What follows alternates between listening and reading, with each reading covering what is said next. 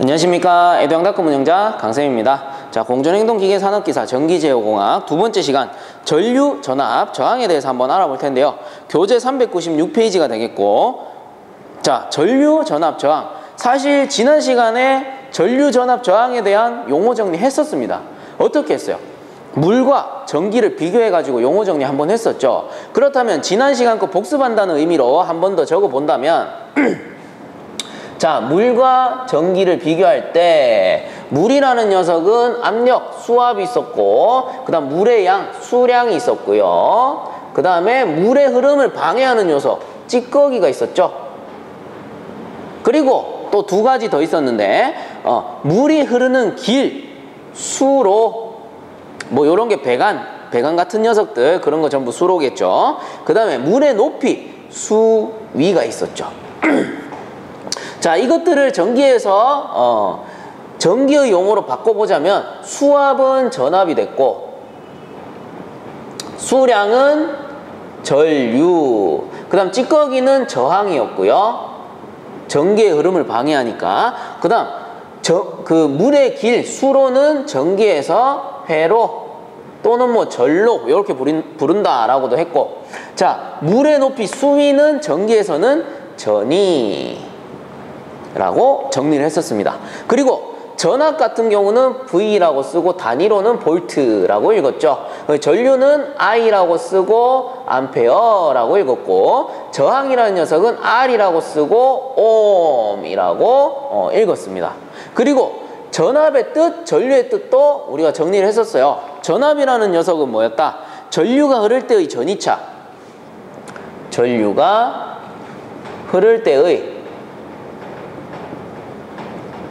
전이차. 아, 압력은 이 전이와 아주 관계가 깊구나. 그 다음 전류라는 녀석은 뭐였다? 전하의 이동. 요렇게 우리가 정리를 했었죠. 그렇다면 이제 교재로 돌아가가지고 396페이지 하단에 보시면 전류 해가지고 나옵니다. 한번 읽어봅시다. 전기회로에 직류 전류가 흐르게 되는 것은 위의 전기회로 형성의 그림에서 보는 바와 같이 건전지의 음극에서 일정한 양의 전자가 흘러나와 전기회로를 통해서 작은 꼬마 전구를 거친 후 건전지의 양극으로 흘러 들어가기 때문이다. 이와 같은 전자의 흐름을 전류라고 한다 해서, 자, 전 시간에도 정리를 한번 해드렸지만 뭐라고 했습니까? 자, 전류라는 녀석. 자, 전류, 전기의 흐름에 대해서 제가 전 시간에 거의 후반부에 정리를 한번 해드렸어요.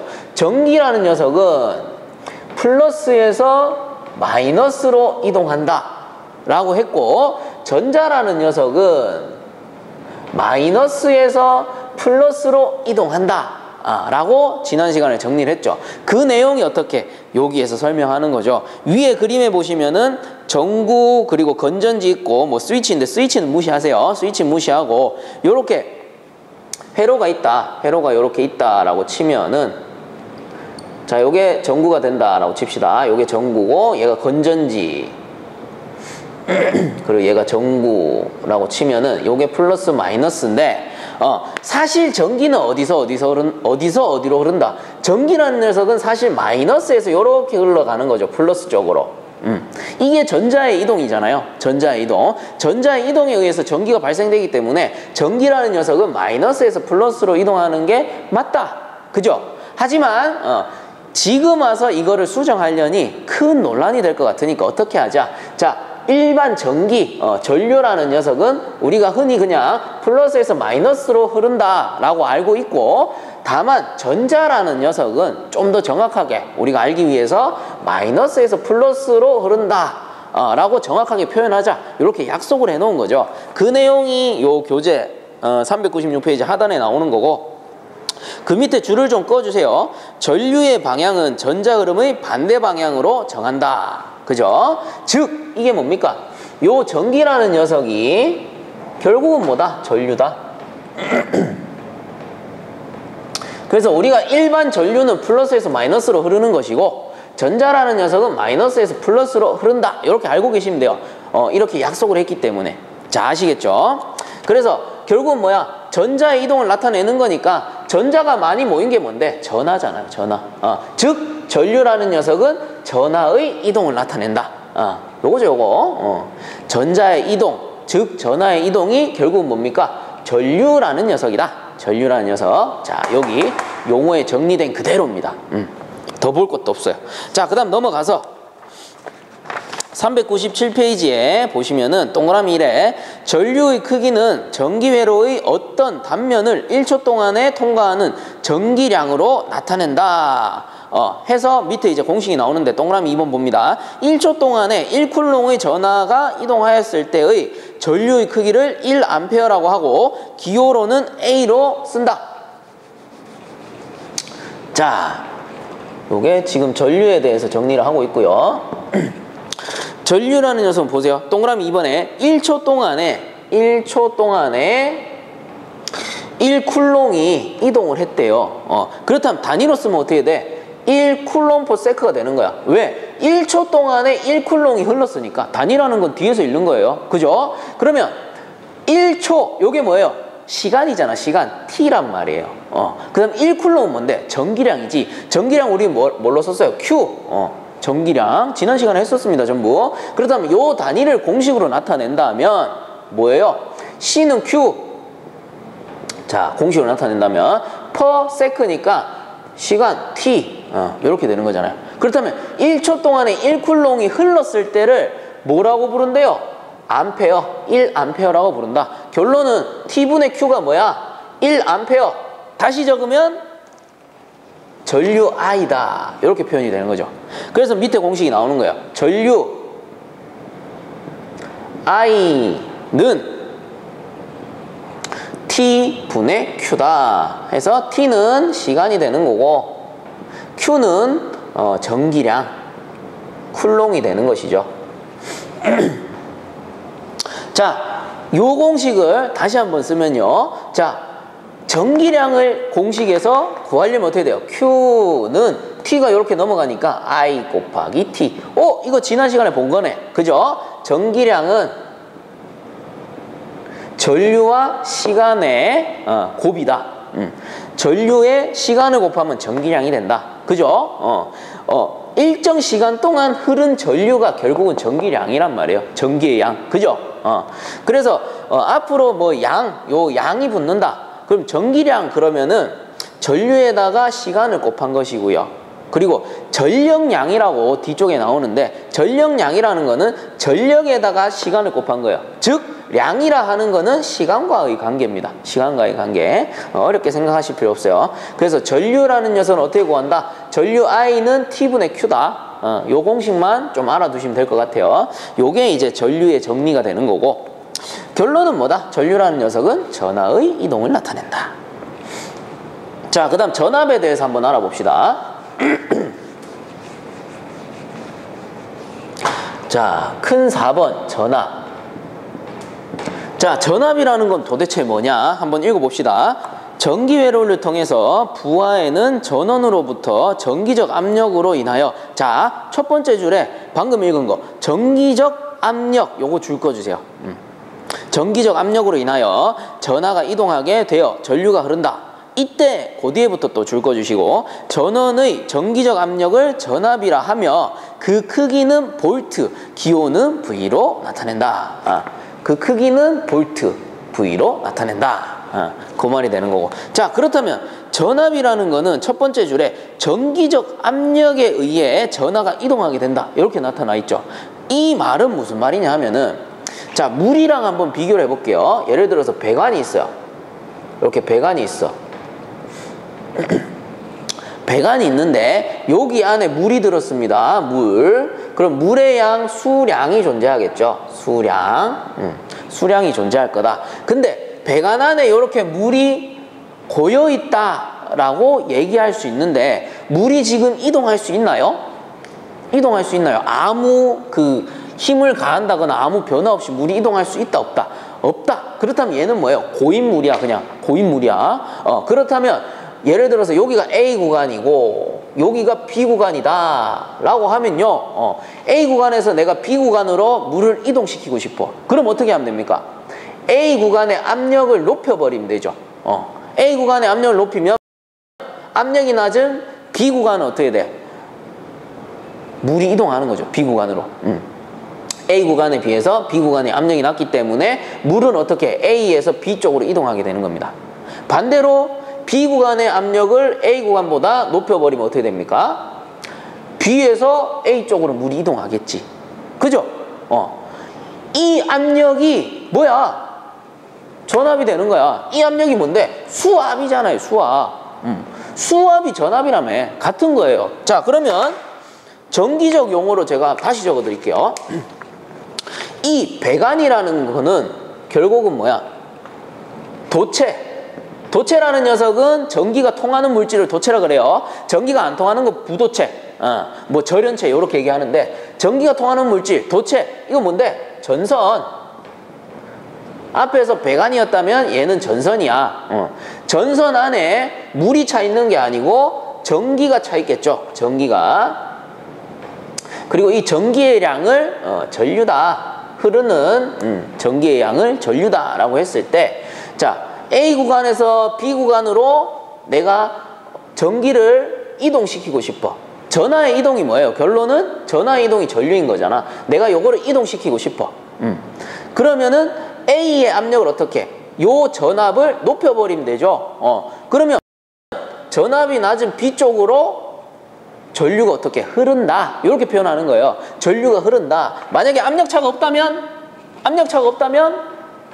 얘는 고인전기, 정전기가 되는 거죠. 그래서 요 전압에 의해서 전류가 흐르는 거예요. 그리고 전압의 값은 뭐에 의해서 달라진다? 전위에 의해서 달라진다, 이 말이에요. 전위에 의해서 달라진다.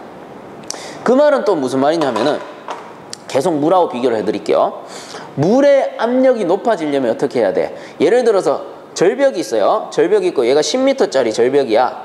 10m짜리 절벽인데 여기 위에서 물이 떨어진다 라고 하면은 물의 낙하 높이가 10m인 거죠. 요런 거 흔히 자연현상 뭐예요?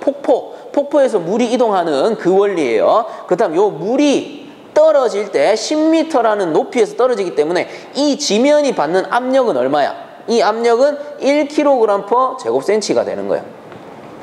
왜? 10m, 수두압이 10m라는 거는 10m 아쿠아랑 같기 때문에 1kg/제곱센치라는 압력을 요 지면에서 받는 거예요. 그렇다면 절벽의 높이가 30m다. 그러면 압력은 어떻게 돼? 얘가 30m로 바뀌는 거니까 30m 아쿠아가 될 것이고, 압력은 당연히 3kg/제곱센치가 되는 거예요. 결론은 수위가 높아지면은 압력이 어떻게? 상승한다. 그거랑 똑같아요. 전압이라는 녀석은 전위가 높아지면, 전위차가 커지면 어떻게? 전압이 높아진다, 이 말이에요. 왜냐? 전위라는 녀석은요, 요거랑 거의 저거랑 똑같은데, 전위라는 녀석은 높은 전위와 낮은 전위가 있어요. 그러면 자연스럽게 높은 전위에서 낮은 전위 쪽으로 이동한단 말이에요. 그렇다면 요거랑 똑같이 비교해 드릴게요. 높은 전위와 낮은 전위 차가 10이었다. 그러면 요만큼의 전압이 발생하는 거고, 높은 전위와 낮은 전위 차가 30이었다. 그러면 이만큼의 전압이 발생하는 거예요. 간단하죠? 물이랑 똑같은 거예요. 고로 전압이 높아지려면 어떻게? 전위차가 커야 된다. 전압이 낮아지려면 전위차가 작아져야 된다. 그렇다면 여기에서 갖고 오면은 전압이 높을수록 전류의 흐름은 어떻게 돼? 더 좋아지는 거죠. 전압이 높을수록 전류의 흐름은 더 좋아지는 거야. 즉 전압과 전류는 비례한다.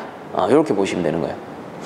자, 그래서 전압이라는 건 결국 뭐다? 여기 있네, 여기. 전류가 흐를 때의 전위차. 이거죠, 이거. 전류가 흐를 때의 전위차. 전위차가 클수록 전압이 큰 거다. 간단하죠? 이렇게 정리를 하시면 돼요. 자, 그래서 전압까지 한번 배워봤고요.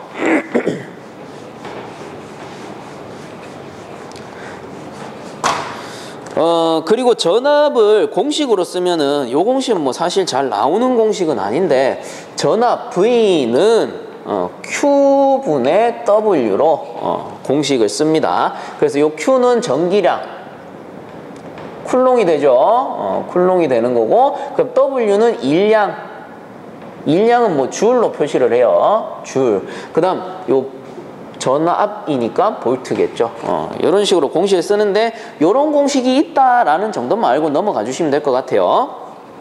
자, 그 밑에 보시면은 뭐 옴의 법칙 해가지고 나오는데, 옴의 법칙이라는 건 뭐냐면은 전압, 전류, 저항, 요 세 가지의 상관관계를 옴의 법칙이라고 합니다. 근데 우리가 보세요. 요 세 가지의 상관관계인데 전압과 전류는 방금 배웠어요. 저항은 배웠다, 안 배웠다? 안 배웠다. 안 배웠는데 이 세 가지의 상관관계를 어떻게 아느냐? 고로 잠시 접어두시고 쭉 넘어가가지고 한 2페이지 정도 넘어가면 400페이지 펴봅니다. 400페이지의 하단부에 보시면 전기 저항에서 나오니까 저항부터 먼저 하고요. 옴의 법칙 넘어가도록 하죠. 자, 400페이지 전기 저항 8번에 나오고 7번에 도체와 부도체 나오는데, 도체와 부도체 제가 설명드렸죠. 도체는 전기가 잘 통하는 거, 부도체는 전기가 잘 안 통하는 거. 부도체를 다른 말로 절연체 이렇게 얘기하는 거고, 우리가 절연체 하면 가장 먼저 떠오르는 게 절연 테이프죠. 전기 테이프. 전기 테이프의 용도가 뭐예요? 절연을 위해서 쓰는 거잖아요. 전기가 통하지 않기 위해서. 전기가 안 통해 우리가 전선 딱 만졌을 때 감전이 안 되는 거죠. 그래서 전기 테이프를 절연 테이프라고 부른다는 거. 자, 그래서 뭐 도체, 부도체는 굳이 제가 더 설명해 드릴 필요 없는 것 같고, 요거는 한 번씩 더 읽어보시면 되고요. 그 밑에 8번에 전기저항에서 나옵니다. 전기저항, 이제 저항에 대해서 한번 배워보자. 전류라는 녀석은 전하의 이동이라고 배웠어요. 즉 전류는 플러스에서 마이너스로 흐르는 것이고, 전자라는 놈은 마이너스에서 플러스로 흐른다, 이렇게 배웠고요. 전압이라는 녀석은 전류가 흐를 때 전이차, 즉 전이차가 클수록 전압이 높다. 그리고 전압이 높을수록 전류가 더 잘 흐른다. 그죠? 압력차가 크기 때문에. 자, 그러면 이제 저항, 요건 좀 지울게요. 자, 그 밑에 전기저항에서 나오죠. 자, 저항입니다. 저항, 요거를 R이라고 썼고 단위로는 옴이라고 읽었다라고 했는데, 자, 저항이라는 건 그냥 간단하게 얘기하면 뭐예요? 흐름을 방해하는 요소. 그죠? 그래서 한번 읽어보면은, 도체는 전기를 잘 흐르게 하는 물질이지만 어떤 도체라도 어느 정도의 저항은 가지고 있다. 도체의 전기저항은 그 도체의 재질, 길이, 단면적, 온도 등에 의해 결정된다. 해서 그 밑에 마저 읽어보면 동그라미 이래. 어떤 일정 온도에서 같은 재질의 도체를 생각할 때 도체의 전기저항은 그 도체의 길이에 비례하고 단면적에 반비례한다. 해서 밑에 공식이 나오는데, 공식 하기 전에 간단하게 그 물이랑 한번 비교를 해보자고요. 물이라는 녀석이 배관에 흘러요. 배관에 흐르려면, 자, A에서 내가 B 쪽으로 유체를 흐르고 싶어요. 그러면은 배관의 압력이 A 쪽이 높을 거고 B 쪽이 낮을 거예요. 그러면 물이라는 녀석이 A에서 B 쪽으로 흐르는 거죠. 근데 요 상태에서는 그냥 아주 잘 흘러. 수압이 좋은 거예요. 수압이 좋은데 중간중간에 오래 사용하다 보니까 녹이 낄 수도 있는 거고, 뭐 쇠가 부식해가지고 떠다니다가 체류할 수도 있는 거고, 물때가 낄 수도 있는 거고, 그렇게 해가지고 찌꺼기가 생긴 거예요. 그럼 물이 어떻게 됩니까? 콸콸콸 나오던 녀석이 쩔쩔쩔쩔쩔 나오는 거죠. 어딘가에 막힌 거예요. 그렇게 물의 흐름을 방해하는 녀석이 뭐예요? 찌꺼기. 이 찌꺼기를 전기에서는 뭐라고 한다? 저항이라 한다. 저항. 이런 의미인 거죠. 나머지도 정리 한번 해볼까요? 배관은 도체, 전선이 되는 거죠. 도체가 되는 거고, 그 다음 요 압력은 전압이 되는 거고, 그 다음에 요 물이 뭐예요? 흐르는 전류가 되는 거죠. 그리고 이 전류가 흐르는 것을 방해하는 요소가 저항이구나. 그게 이 저항이다 라고 보시면 되는 겁니다. 자, 그렇다면 잘 생각해 보세요. 물로 봤을 때 요 만약에 찌꺼기가 없다라고 치고요. 찌꺼기가 없다라고 치고, 이 물이 잘 흐르려면 요 배관의 길이가 어떻게 돼요? 배관의 길이가 길수록 마찰 저항이 적어요? 짧을수록 마찰 저항이 적어요? 당연히 길이는 짧을수록 저항이 적은 거죠. 그 다음에 면적 A는 어떻게 돼? 면적은 클수록 저항이 적은 거예요? 작을수록 저항이 적은 거야? 마찰 저항 생각하면 돼요. 마찰 저항은 당연히 면적이 클수록 저항이 작다라는 거죠. 그렇다면 저항도, 전기의 저항도 똑같겠죠. 전기의 저항이라는 녀석은 결국 뭐야? 길이가 짧고, 면적이 클수록 저항은 작아지는 거예요. 그렇죠? 저항이라는 녀석은 길이가 짧고 면적이 커질수록 짧아지는 거야. 그럼 뭐예요? 저항과 길이는 비례하는 거고, 저항과 면적은 반비례하는 거예요. 그거를 식으로 나타내면 어떻게 돼? R은 길이에 비례한다. 그럼 L이 위로 가죠. 위로 가면 비례. 그 다음에 면적에 반비례한다. A는 밑에 가네요. 그래서 위에 가면 비례인 거고 밑에 가면 반비례다. 이거 항상 제가 누누이 설명하죠. 그래서 저항이라는 녀석은 A분의 L로 나타냅니다. 근데 교재에 보시면 어떻게 돼 있어요? 요 앞에 뭐가 있다? 로가 존재한단 말이에요. 로가. 그럼 요 공식 다시 쓸게요. R은 로 곱하기 A분의 L이다. 자, 그렇다면 얘가 저항이고요. 얘가 면적. 얘가 길이잖아요. 요거는 이해가시죠? 저항은 길이에 비례하고 저항은 단면적에 반비례한다. 요거는 이제는 이해가 가실 거예요. 왜? 저항은 길이가 길수록 커지고 그리고 저항은 면적이 작을수록 커진다. 그래서 비례 반비례 이렇게 되고. 그럼 이 로는 뭡니까 도대체? 로라는 건 뭐냐면요, 고유저항이에요. 고유저항. 고유저항. 이건 뭐냐면은, 자, 요거 배관이죠. 배관 말고 도체라고 생각합시다. 도체면은 전선인데, 전선이 도체란 말이에요. 그죠? 전선의 종류는 무궁무진할 수 있죠. 구리선 쓸 수도 있고 쇠선 쓸 수도 있고 뭐 기타 등등 여러 가지 전선, 금속으로 된 선은 모두 도체로 사용할 수 있단 말이에요. 그렇다면 구리가 가진 저항이 있을 거고 쇠선이 가진 저항이 또 있을 거예요. 그런 고유 저항이 다 다르기 때문에 그 도체의 종류에 따른 고유 저항이 들어가는 거예요. 간단하죠, 이 공식. 그래서 요걸 정리하자면, 자, 로우는 고유 저항, 단위로는 옴미터, 그리고 A는 면적이죠. 면적이니까 미터의 자승. 그 다음에 길이는 아이고 L은 당연히 길이겠죠. 얘가 미터가 되는 거다. 이렇게 보시면 돼요. 그럼 이 공식 그대로 한번 넣어볼게요. 자, 요거는 이제 지우겠습니다. 이제는 더 이상 볼 필요가 없어요. 자, 지워버리고 그대로 한번 넣어볼게요. R은, 자, 로우가 옴미터잖아요. 옴미터 곱하기 면적이 미터의 자승 분의 길이가 미터니까. 자, 그러면은 미터 하나 사라지고 하나 사라지죠. 그럼 미터가 한 개 남네요. 그러면은 사라지고 사라져서 옴만 남네. 저항 R은 옴이다. 이렇게 나오는 거죠. 그래서 이런 공식이 탄생한 겁니다. 자, 이제는 이해 가실 거예요. 자, 이렇게 해서 전압, 전류, 저항까지 모두 배워봤고요. 전압, 전류, 저항을 모두 정확하게 이해를 하셨다면 이제는 이 회로도가 조금 더 정확하게 이해가 갈 거예요. 그렇다면 무슨 회로를 말씀하십니까? 자, 396페이지로 돌아가가지고 거기 가운데 보면은 전원에서 건전지 나오고요. 그 왼쪽에 스위치 나오고 위쪽에 전구 나오는 요 회로도 있죠. 요거를 간단하게 회로도를 한번 구성해 볼게요. 자, 요게 건전지입니다.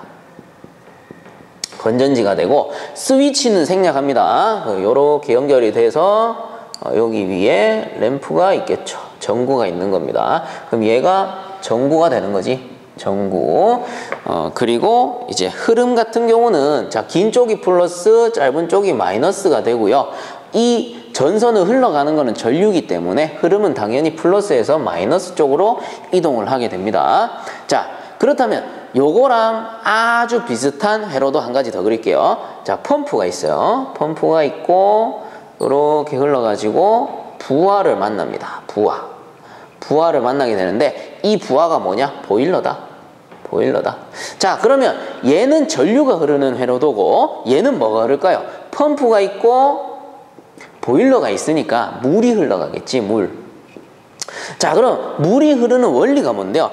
펌프가 돌아가면 유체가 이동을 해. 물이 이동한단 말이야. 그 이유는 뭐야? 펌프가 가동되면 압력이 발생하기 때문에 어느 한쪽에 압력이 올라가기 때문에 물을 쫙 밀어버리는 거죠. 밀어서 보일러라는 부하에 물을 집어넣어 가지고 떼워서 순환시키기 때문에 우리가 겨울철에 난방을 할 수 있는 원리란 말이에요. 결론은 이 펌프에서부터 시작이 되는 거야. 펌프에서 압력이 발생해서 물이 흘러.